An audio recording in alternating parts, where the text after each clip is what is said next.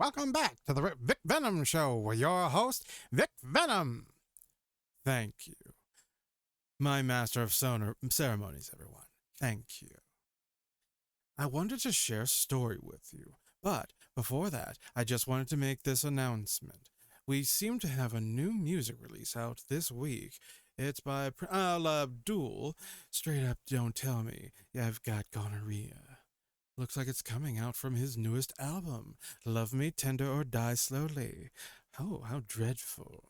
I wonder if he means the Shakespearean version. Then if so, better luck with the ladies, 'cause that's all I'm interested in too. But I digress. Moving on, I wanted to tell you a story. It was about a little dragon. It was a baby dragon born to a very proud type of, well, fire dragons, really. And this one was unusual. He was an ice dragon. He had no fire capabilities at all. He was often mocked and shamed and also reviled as a bad omen type of deal, a curse of poor fortune upon the poor unfortunate souls to come in the war. But he basically was so dejected, so rejected, so outcast, and, well, outright depressed, he just ran away from his home. Eventually, he found a small cave in a forest that was at the base of a mountain.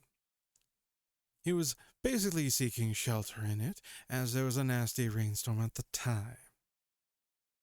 It was actually quite spacious, and the whole thing seemed to have been empty.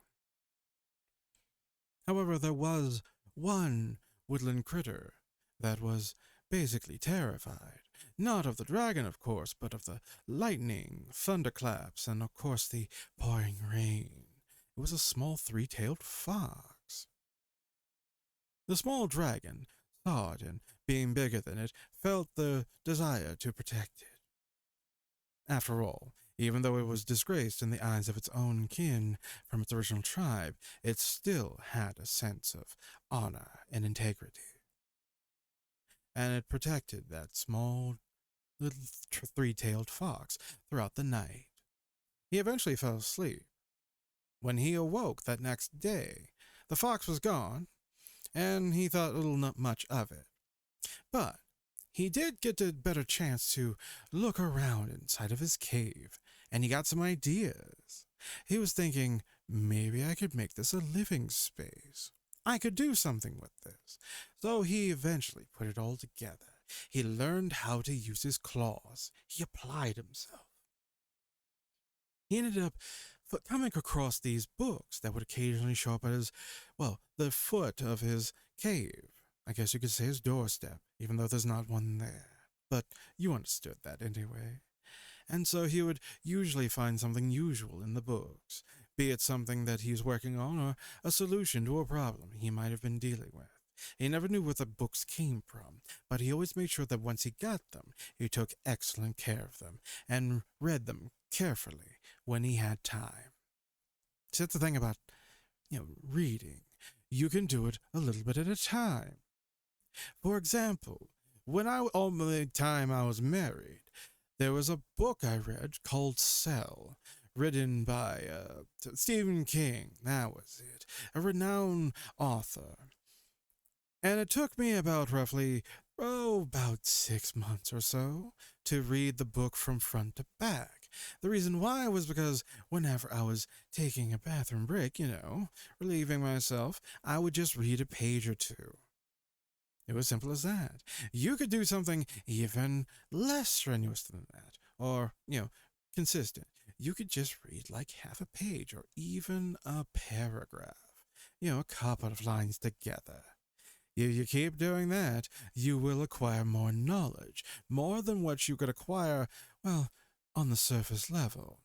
Plus, you would have technical knowledge, which could definitely help you with more practical things in your everyday life. Of course, yes, that function. Exactly as you were thinking. I'm so glad you were able to learn that skill and apply it. Moving on. Now that we got all that out of the way, we can finally get started on your preparation. Oh, I didn't, of course, how could I forget? Thank you, dear listener. Ah, there seems to be a bit of a nasty flood coming your way, and I do so enjoy our one-on-one time together.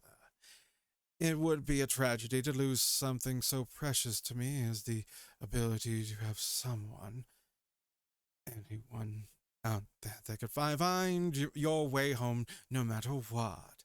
Scout's honor. And you know me, listener, and I am a man of my word. Bear in mind that does not mean I will fight your battles for you. Of course not. That would not be honorable. I instead plan on equipping you with the tools you'll need to handle the pull up once in the cellar. We clear the nastiness out, and then we'll find our way for get you ready for the storm.